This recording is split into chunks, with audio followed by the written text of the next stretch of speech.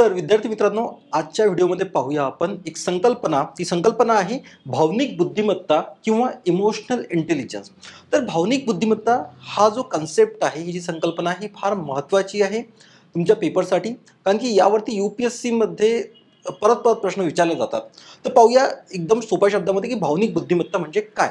तर भावनिक बुद्धिमत्ता म्हणजे स्वतःचे तशाच दुसऱ्यांच्या भावना ओळखणे, त्या समजून घेणे आणि त्यांचा वापर करणे, याचा अर्थ होतो भावनिक बुद्धिमत्ता. तेव्हा भावनिक बुद्धिमत्तेसारखाच एक तुम्ही अजून शब्द वाचलेला असेल, तो म्हणजे बौद्धिक गुणांक. ठीक आहे, त्याला म्हणतात IQ किंवा इंटेलिजन्स कोशंट. तसंच याच्याशी संबंधित एक शब्द आहे, तो म्हणजे EQ म्हणजेच इमोशनल कोशंट, जो भावनात्मक ज्या गुणांक असतात तो मोजतो.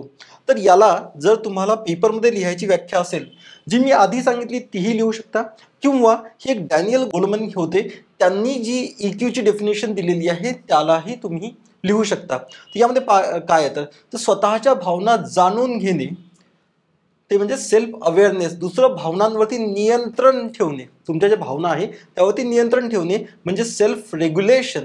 त्यानंतर स्वतःला प्रेरित करणे म्हणजे मोटिवेशन. इतरांच्या भावनांची जाणीव असणे एम्पथी. आणि संबंध व्यवस्थापन म्हणजे सोशल स्किल्स.